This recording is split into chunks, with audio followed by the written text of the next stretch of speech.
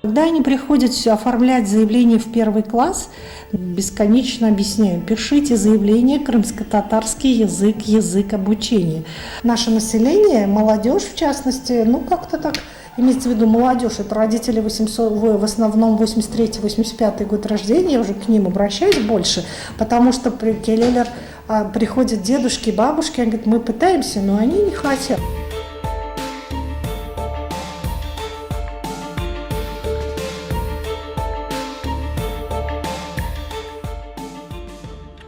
И самая удивительная ремарка: дети, которые не крымско-татарской национальности, если мы промониторим классы с обучением, это приехавшие многие с регионов России, в частности и дагестанцы, и армяне, кого только здесь у нас нет, и русские, они пишут крымско-татарский язык,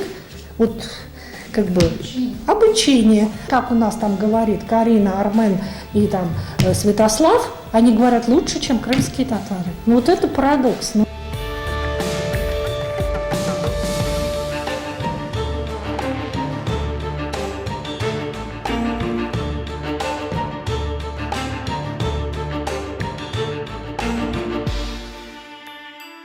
Все инновации, все новые технологии обучения, все обеспечение класса, оно гораздо лучше в классах с билингвальным обучением.